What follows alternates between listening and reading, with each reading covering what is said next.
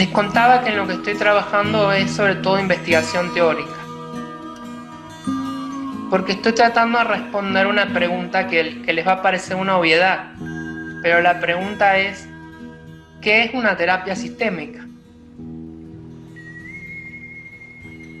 ¿Qué es una terapia sistémica? O sea, ¿qué la caracteriza? ¿Y cómo empezó? Y preguntarnos si estamos constelando de manera sistémica. Y alguien va a decir, bueno, pero es que las constelaciones son sistémicas. ¿Será? Eso me estaba preguntando. Entonces, yo sentía que estaba como en una especie de cosa que creo que le pasa a muchos consteladores. Como una especie de neblina, porque si miro hacia atrás, no hay información. Esto empezó con Hellinger, o nos cuentan la historia de que estuvo misionero en África. Esos son los comienzos, pero esos no son los comienzos, esos son los finales. Los finales de todo un proceso, de toda otra historia, mucho más larga. Yo quería y quiero conocer esa historia para contarla, para dar cuenta de ella, de cómo se llegó ahí. Y cuando uno mira hacia adelante, esto es lo que me preocupó, porque aproximadamente 40 días antes de que muriera el maestro Bert Hellinger, cuando yo miraba para adelante también veía niebla. Yo tengo esta sensación que no me la puedo quitar y que eso me ha frenado mucho en lo que venía haciendo. De que las constelaciones van a dejar de existir. Es una sensación incómoda. Yo, miren, lo dije y ya es como que algo me corre por el cuerpo, como que me da miedo, como que no quiero, pero algo en mí sabe también. Yo veo niebla para adelante. ¿Por qué veo niebla? Porque no veo continuidad. No veo continuidad. Lamentablemente, el maestro Hellinger no formó maestros. Formó discípulos muy fieles. Y entonces, por lo menos aquí en México, que acá está una de las instituciones principales de la Hellinger Ciencia, ya entraron en la fase de museo. La fase de museo es, ya no hay más libros, estos son los libros, entonces estos libros se van a convertir en la Biblia, este es el canon, esto dijo Hellinger, entonces así. Y si hay que darle continuidad a la formación de consteladores, eso va a ser en función de ese canon y de lo institucional. Ya no está el genio, ¿me entienden? Ya no está Hellinger diciendo, ¿saben qué? Hoy me desperté y esto de, no sé, del orden de la jerarquía, me equivoqué. No existe el orden de la jerarquía. Cuando él estaba vivo, eso podía pasar cualquier día, porque él seguía en actividad, seguía conectado. Pero cuando empezó a retirarse su energía, que fue antes de su muerte, obviamente, empezó a retirarse, lo que venía no me parecía que estuviese a la altura. Y no lo está. Hay un agotamiento hacia adelante y tengo casi la convicción de que en 50 años las constelaciones familiares van a ser una moda terapéutica más de una época. ¿Y qué pasa cuando uno juega con esta idea? Pase o no pase, de pronto uno dice, pero ¿cuál es mi apego? O sea, ¿y qué pasa si no hay más constelaciones? ¿Significa que no va a haber más el proceso terapéutico? ¿Significa que no vamos a podernos poner más al servicio de la vida? No, pero las cosas pueden cambiar de forma. Lo que yo sí siento es que no nos tenemos que quedar atrapados en formas que ya no tienen fuerza. Cuando se fue el maestro Freud, que es el abuelo de todos nosotros, también pasó algo así. Y sin embargo, Freud sí había formado maestros. La sucesión de Freud fue un conflicto de escuelas, pero escuelas teóricas de una altura inconmensurable. Por ejemplo, las objeciones kleinianas a la teoría del desarrollo en la infancia de Freud,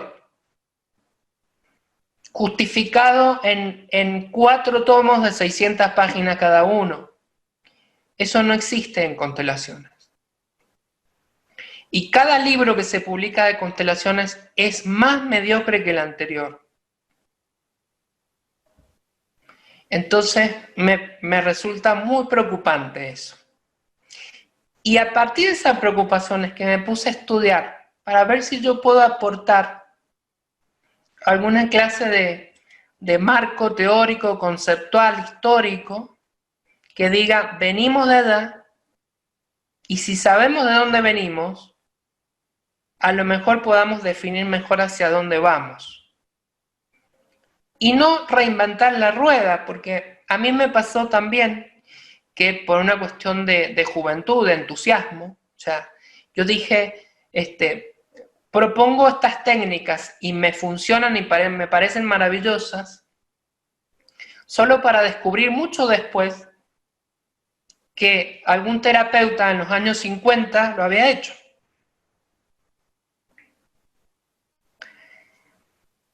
Me di cuenta que el objetivo inicial que tenía, que se llamaban constelaciones convergentes, porque la idea era que ahí convergieran fuentes de conocimiento y enfoques terapéuticos diversos, esa idea de la convergencia ya existió.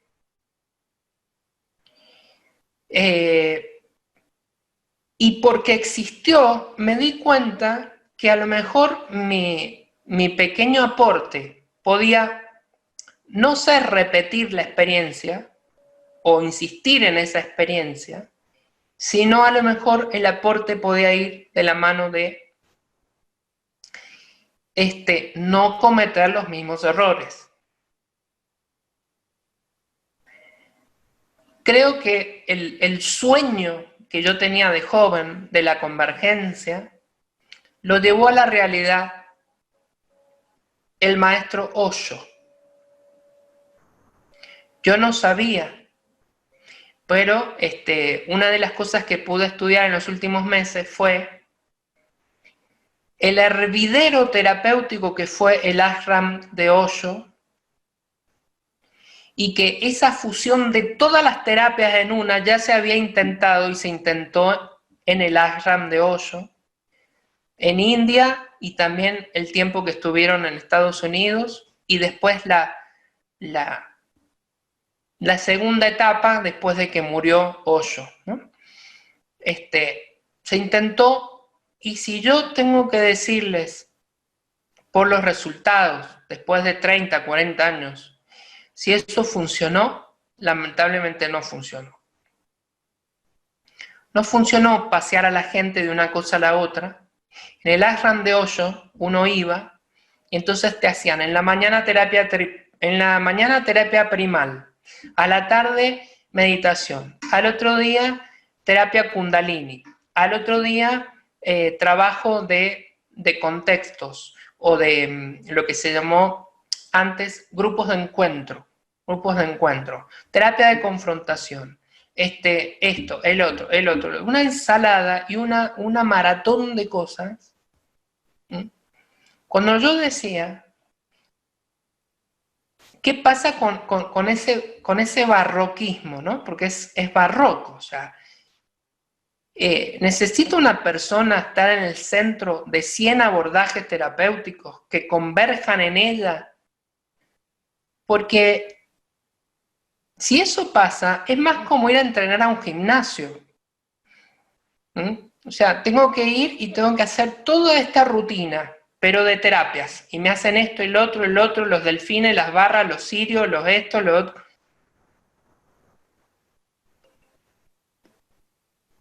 Y no perdemos de vista lo esencial, ya que la terapia debería estar al servicio de la gente y sus intervenciones deberían ser las mínimas posibles. Porque esto de bombardear de terapia a la persona significa en realidad que nos estamos oponiendo a la vida. No dejamos que la vida sea lo que tiene que ser. Todo el tiempo, desde el control y desde el conocimiento, queremos que la persona haga esto, y sane los ancestros, y perdone a la madre, y despierte Kundalini, e ilumine los chakras, y paren un poco. No funcionó. O sea, y no funcionó teniendo los mejores terapeutas de la época, los mejores terapeutas de la época, prácticamente el 70% de los terapeutas del Instituto de Salem de California se fueron al ashram de Osho a trabajar. No funcionó, y cuando se murió Osho, se produjeron otra vez las divisiones intestinas, las luchas de ego, de que como Osho les daba un nombre oriental a cada uno, era muy ridículo porque a lo mejor había un terapeuta inglés que se llamaba John Dewey, pero Osho le llamaba Ramapugna, ¿no es cierto? Entonces todos decían, Ramapugna dice que se ha iluminado y entonces se ha abierto su propio centro de terapia de luz primal, no sé qué, bla, bla, bla. Espantoso, o sea, realmente yo desconocía porque prácticamente no hay bibliografía sobre el tema, pero pude acceder a ese tipo de cosas y me pareció un manicomio. Entonces yo dije, las constelaciones convergentes deben renunciar, en mi opinión, a la aspiración de poder integrarlo todo, porque no se puede, y pueden llevarnos a la sobreterapización de la gente. Y en alguna medida van en una dirección contraria al espíritu de sencillez que Hellinger Maduro propuso. Entonces, lo que empecé a pensar es que está buena la idea de la convergencia, de tener en cuenta otras cosas, pero ver qué realmente podemos incorporar y que realmente sume, y que la cantidad no puede reemplazar a la calidad. Entonces, a lo mejor yo en algún momento en mi juventud tenía la necesidad de impresionar desde ese lugar. Es decir, bueno, en estas constelaciones tenemos en cuenta el eneagrama, tenemos en cuenta tal cosa, la otra, y al final no tenías en cuenta nada porque te perdías del hecho esencial, que era prestarle atención al otro. A mí me gustaba el lugar donde estaba, pero no me iba al lugar del otro. Y en el lugar del otro uno tiene que aprender su idioma, tiene que comprender sus límites y tiene que conducir un proceso desde un lugar más de humildad. Entonces, eso por un lado. Después me di cuenta que siempre tuvo y tendrá mucha resistencia en la gente cuando escuchan esto de constelaciones chamánicas.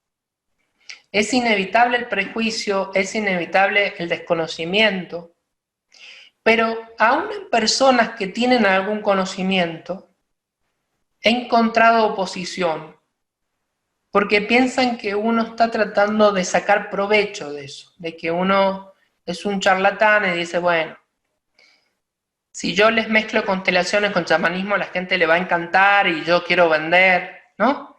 Y te ven desde ese lugar que es injusto, pero yo digo, ¿cómo vamos a allanar el camino del futuro para los consteladores chamánicos? Me parece que en algún momento también vamos a tener que dejar de usar la palabra.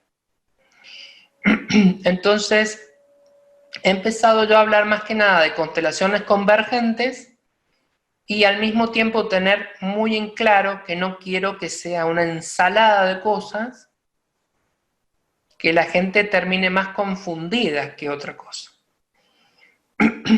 Tercero, empecé contándoles que es muy interesante, por lo menos para mí en esta etapa, interrogarme acerca de el origen, ¿no? La terapia sistémica.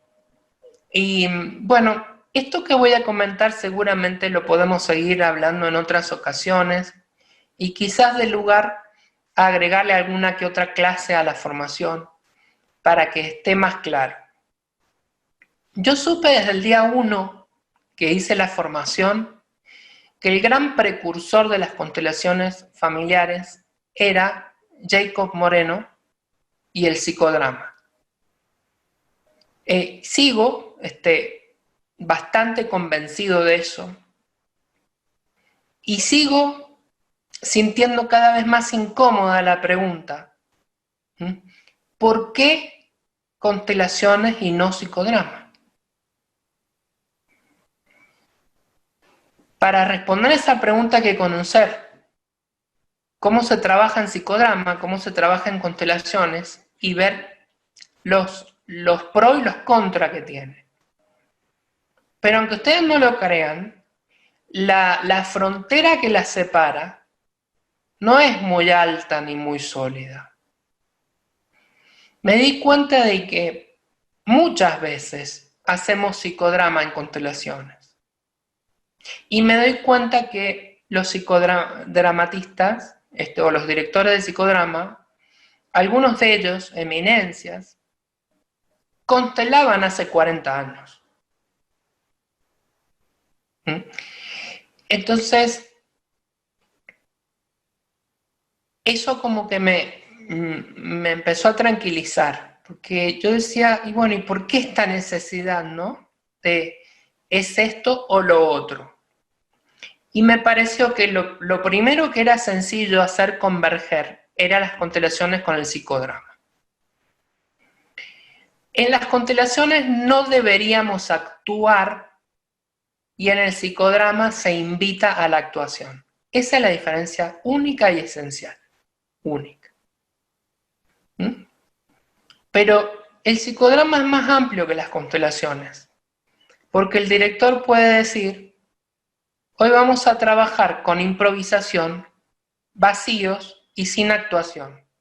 Y están constelando.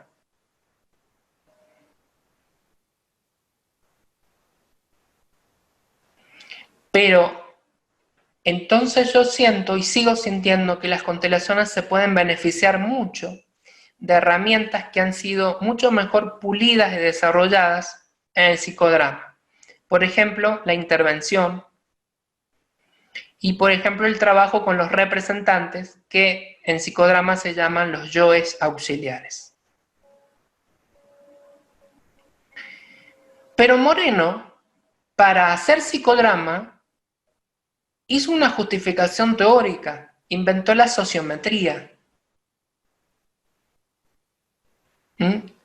Moreno desarrolló, porque también era la época y porque era una exigencia de la época, desarrolló la teoría que hay detrás de todo eso.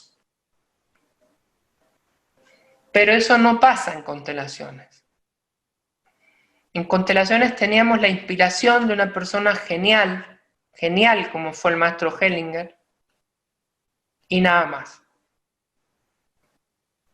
Y a arreglarse después, ¿no? De cada libro, de cada taller, uno podía tomar algo del maestro Hellinger, pero era algo que era como llevarse agua en la mano y el agua se le iba, ¿no? Y decía, yo entendí algo ayer, pero ahora no sé qué hacer, ¿no? Lo capté, lo entendí y ahora no sé qué hacer. Y finalmente, y por eso les decía, después vamos a seguir hablando cuando tengamos más tiempo de todo esto, pero cuando uno dice constelación familiar, no solo remite al psicodrama. Una constelación familiar remite sobre todo a la terapia familiar. ¿Cuál es la diferencia entre la terapia familiar y las constelaciones familiares?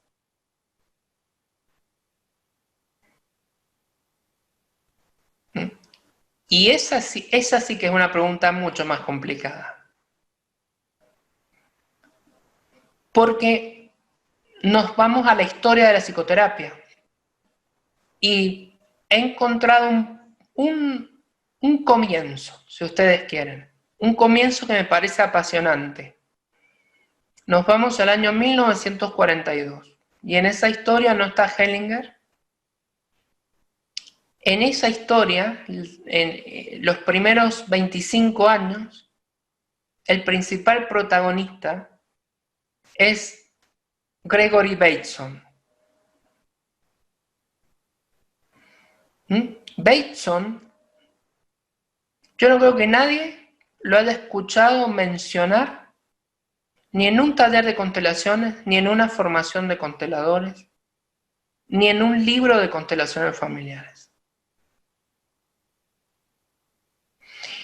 Gregory Bateson, en el año 42, asistió junto con otras eminencias de la época.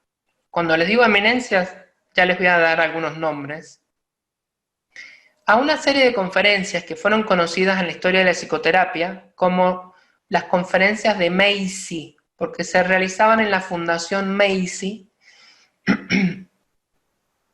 y ahí nació lo que después iba a convertir en la prestigiosa escuela de Palo Alto de California. En el año 42 podemos decir que nace o se empieza a gestar la terapia sistémica. La terapia familiar solo va a ser posible, solo va a existir a partir de la terapia sistémica. Primero fue la terapia sistémica.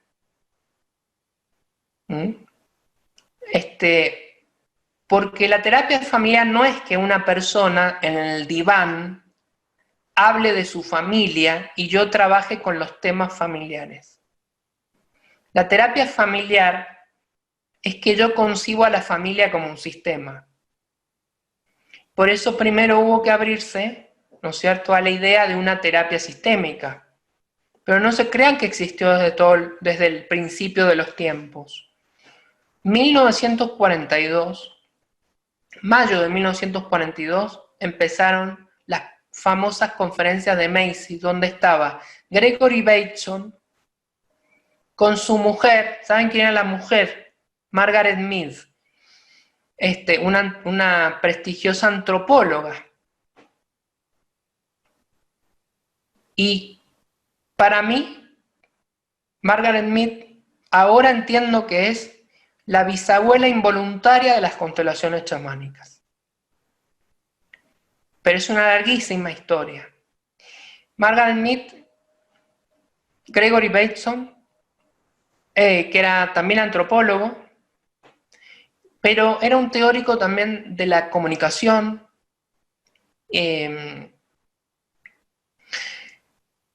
Estaba von Neumann. Von Neumann es, en la historia de la matemática contemporánea, uno de los más genios, digamos. Él creó la teoría de juegos.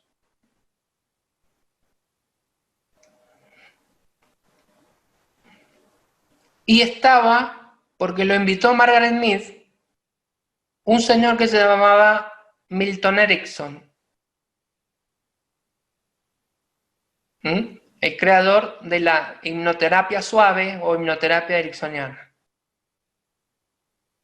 Ahí, en esas reuniones está el germen de lo que iba a ser después la terapia sistémica, después la terapia familiar, y mucho después, y como si hubiera amnesia, aparecen las constelaciones. Como si hubiera amnesia de todo ese pasado. Es una pena porque todo ese pasado nos puede dar la armazón teórica y la estructura que necesitamos para que las constelaciones familiares no se apaguen como una moda. Porque lo que se hace en constelaciones familiares tiene mucho sentido, pero nadie te explica por qué.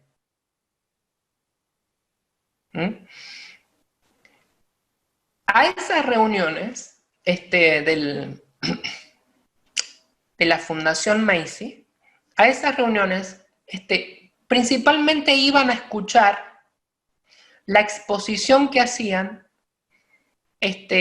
otros pensadores, que son los que van a introducir, no me acuerdo ahora el nombre de ellos, pero son los que van a introducir 3 conceptos muy importantes. La idea de propósito y la idea de teleología, es decir, cuando pensamos en qué es lo que mueve a las cosas. A ver, para decirlo de manera sencilla, lo que estaba emergiendo ahí era un nuevo paradigma, el paradigma de lo sistémico. Lo sistémico estaba resultando una explicación mucho mejor de los sistemas complejos, de lo que pasa en la realidad, porque nos quedábamos cortos con el principio de acción y reacción, de causa y efecto, que en la psicología es estímulo y respuesta. Piensen que toda la psicología hasta entonces se basaba en eso, estímulo y respuesta, y en el mejor de los casos, como pasaba en el psicoanálisis, en una arqueología del estímulo. Es decir, no tenemos por qué situar el estímulo solo en el presente, sino que ha habido un acopio de estímulos en la infancia que han preparado el terreno para que después este disparador provoque este síntoma. Pero ven que es un modelo mecánico. Es un modelo basado en estímulo y respuesta. O respuesta demorada, con delay. El modelo sistémico decía, los seres vivos se autorregulan,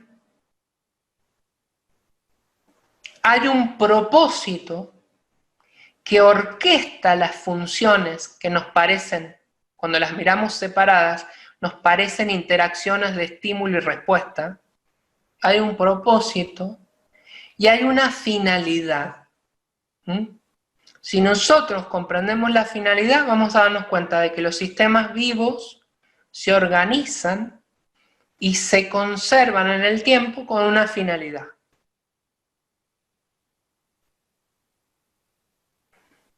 Esas ideas de entonces, lamentablemente, fueron como al freezer porque vino la Segunda Guerra Mundial. Pero luego de la Segunda Guerra Mundial, volvieron a ponerse en el centro y hacia fines de la década esa de los 40, se reunieron en una palabra que por primera vez empezó a resonar, que aunque ustedes no crean, miren de dónde venimos, la palabra era cibernética.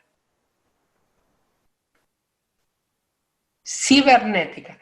De esas ideas madre de la cibernética salió la actual computación informática que tenemos y las constelaciones familiares. pero es una larga historia. A mí me ayudó tanto porque le dio sentido a mi vida eso. Yo que estudié informática, estudié sistemas, y después preparando la tesis, me metí en lo que eran las ciencias del comportamiento, y de ahí ya nunca más salí del terreno de la psicología y la psicoterapia.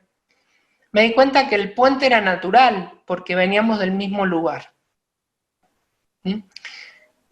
En ese pensamiento cibernético de la época, se empezaron a revisar los viejos conceptos y se empezó a pensar en una nueva terapia, una terapia cibernética.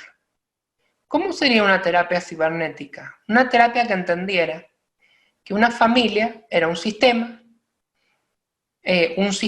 organizado en función de unas reglas, un sistema que se autopreserva y que fundamentalmente puede ser descrito en el campo de la información. Si el sistema no intercambia información, muere. Y en ese entonces ya se hablaba del famoso ejemplo de un termostato. Uno tiene, por ejemplo, el termostato, que hay, por ejemplo, en los aires acondicionados que también calientan. Bueno, uno dice, yo quiero que la temperatura ambiente sea 25 grados. Entonces ese termostato está todo el tiempo sensando la temperatura, y cuando se alcanzan determinados umbrales, toma decisiones automáticas. Ellos llegaron a un modelo cibernético de la terapia, que estamos hablando de la prehistoria, ¿no? Después esto se fue corrigiendo. Pero porque pensaron, la familia como sistema se autorregula y tiene sus termostatos. Entonces, si por ejemplo la mamá y el papá pueden discutir, pero cuando sube la temperatura a cierto nivel, alguien en el sistema actúa como termostato para preservar la integridad familiar. Un niño se mete, un niño se lastima, o se pone a llorar, o se pone a cantar, pero trata de interrumpir el conflicto. ¿Por qué? Porque hay una alarma que se ha encendido. No la capta la mamá y el papá que están discutiendo, la capta el hijo. No está el hijo, hay un perro, el perro se pone a ladrar. El perro ladra porque siente que tiene que interrumpir eso que está pasando.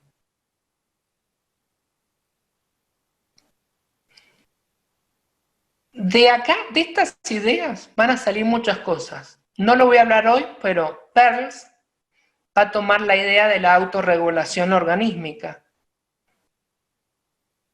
Por esto mismo, va a decir, la psiquis es un sistema psíquico que se autorregula, que tiene sus termostatos, que conserva su equilibrio de alguna manera.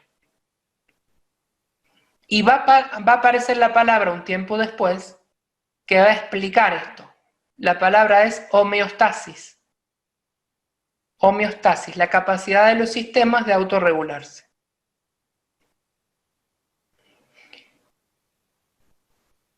Muy entusiasmado con estas ideas, Bateson empieza a trabajar en una clínica, justamente la de Palo Alto, de veteranos de guerra,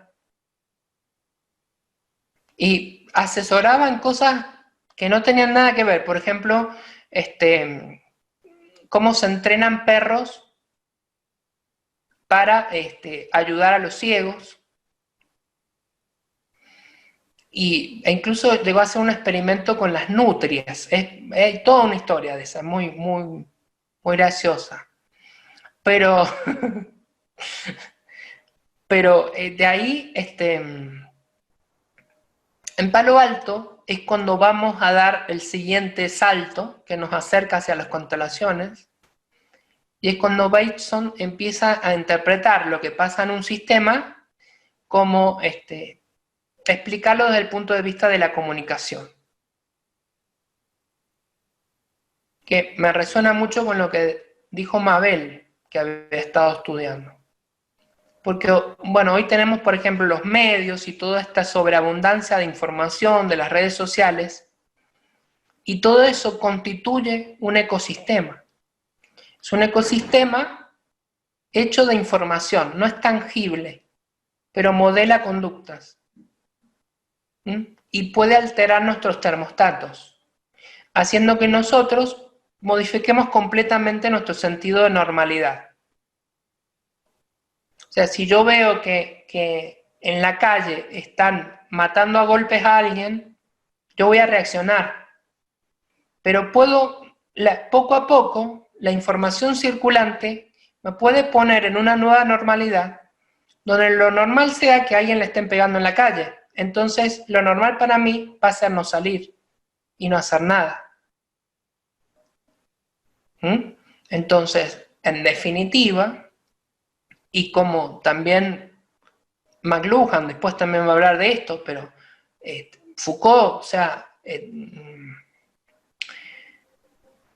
Althusser, o sea, todos van a hablar después de, bueno, estos grandes aparatos, aparatos represivos, aparatos que van construyendo relatos y formas de interpretar las cosas, y se va a volver muy interesante.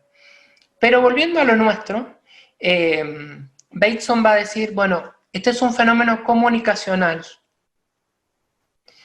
y deductivamente, junto con otros autores, van a publicar una obra que es bisagra en la historia de la psicoterapia, una obra que está referida a la esquizofrenia.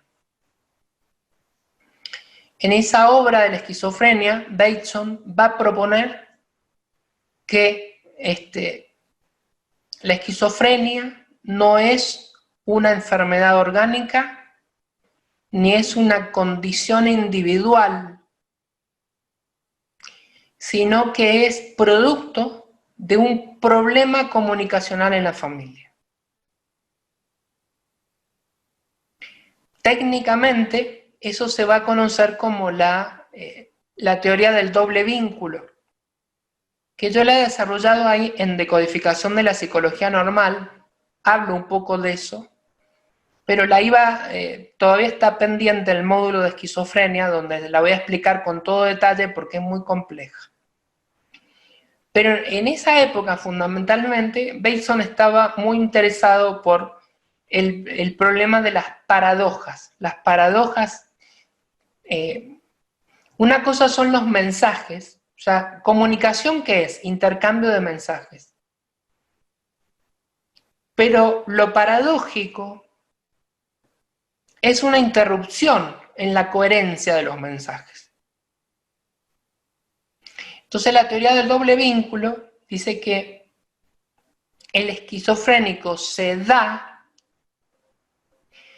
como una reacción a una disfunción familiar en la que desde un nivel, que es el nivel de los padres, de la autoridad, se instalan todo el tiempo mensajes paradójicos. ¿Qué es, por ejemplo, una paradoja? Una paradoja sería que yo les diga, todos los consteladores son malos terapeutas. Yo lo sé porque soy constelador. Ese mensaje es paradójico, porque el que me escucha dice, Diego dice que todos los consteladores son malos terapeutas, pero él dice que es constelador. Entonces se me hace un clic. Es como la paradoja griega, desde que decía, todos los atenienses, por ejemplo, primera frase, ¿no? Todos los atenienses mienten. Segunda frase, yo soy de Atenas. Es una paradoja. ¿Es cierta o no es cierta la frase de arriba? Nunca se sabe porque la segunda la niega y me remite otra vez a la primera. Y se produce un loop, hay un bucle que es el bucle paradójico. Cuando esos mensajes son instalados en los niños, obligan a que la persona construya dos sistemas de referencias, porque es la única forma que tiene para desarticular la paradoja. Entonces, en un sistema de referencia, mi mamá me dice, todos los hombres son malos. En el otro sistema de referencia, mi mamá está casada con mi papá.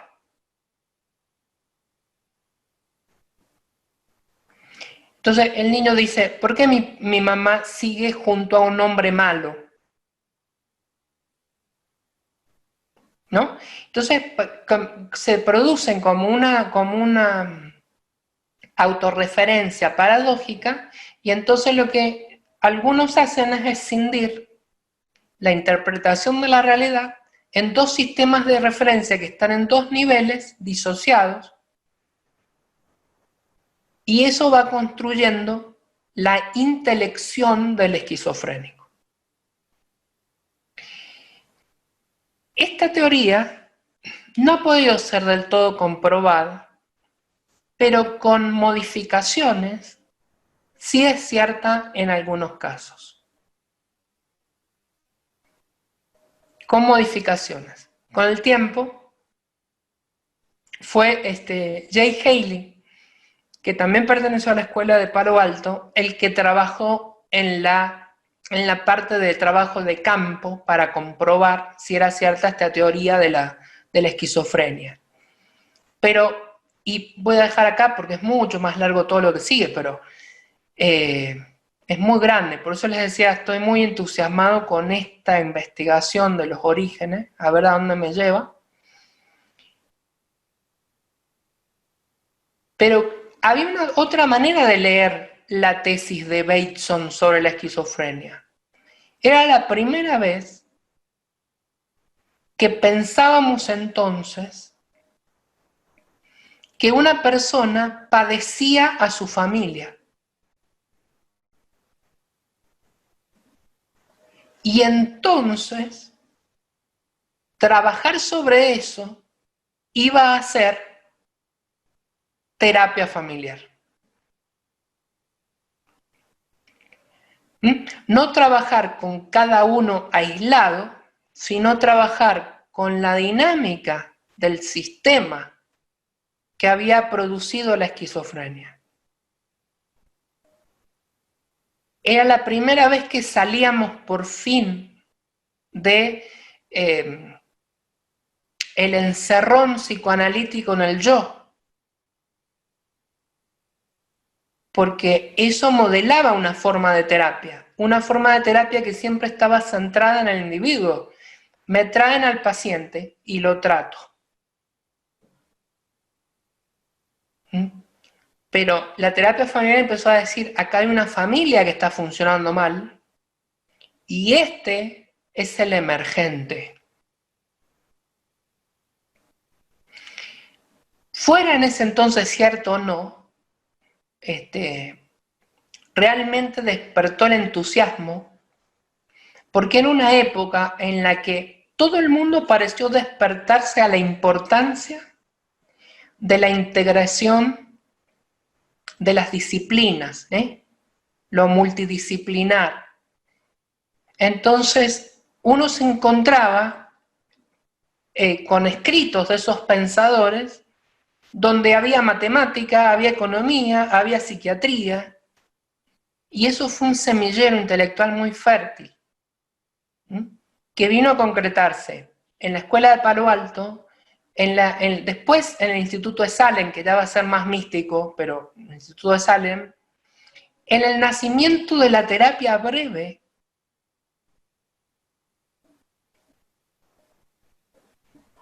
En la clase 1 yo les digo, las constelaciones son intervenciones terapéuticas breves. Tiene sentido todo eso. Entonces,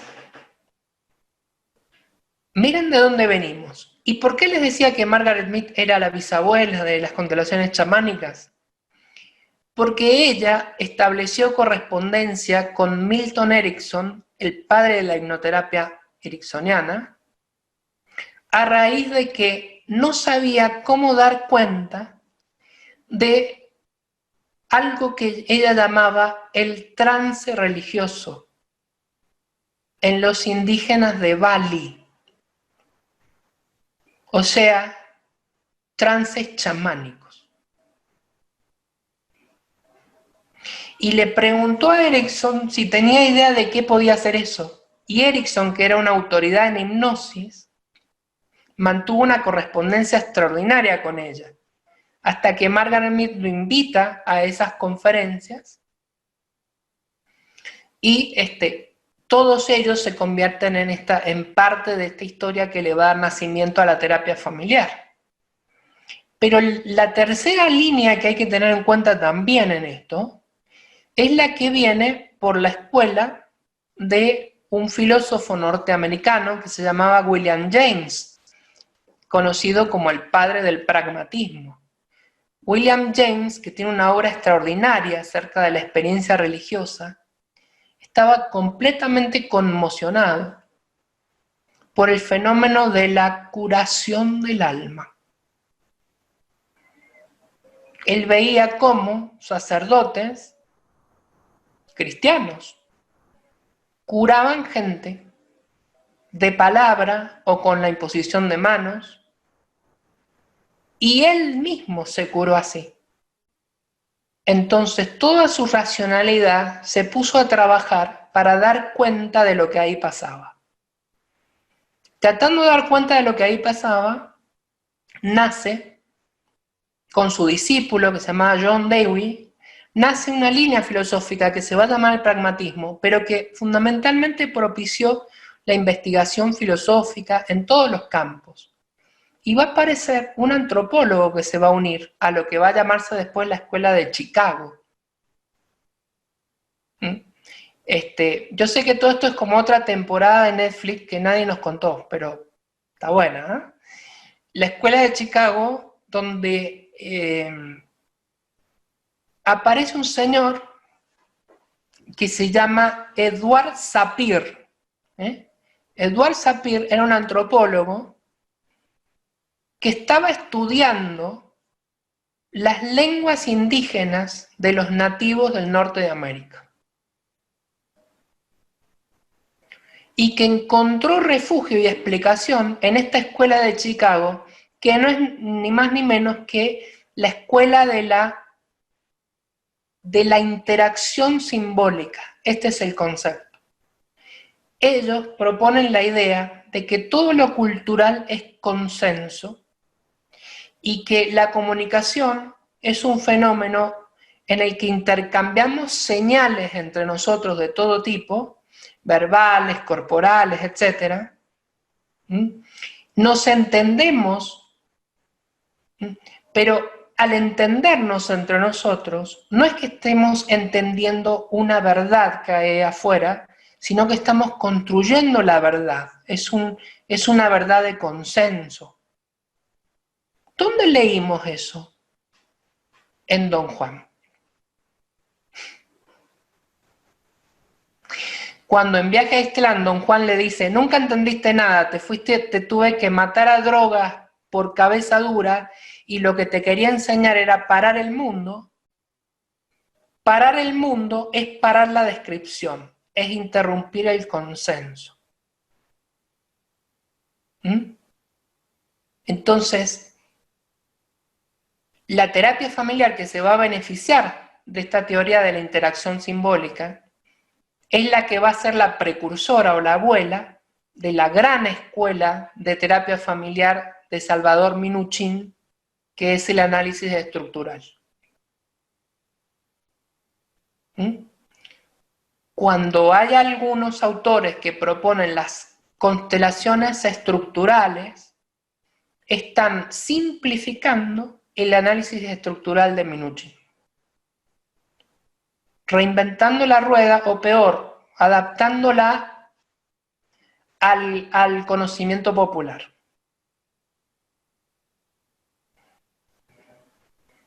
Esos son nuestros precursores. Moreno, la Escuela de Chicago, la teoría comunicacional de Bateson, el consenso de la interacción simbólica que nace como concepto porque Edward Sapir estaba investigando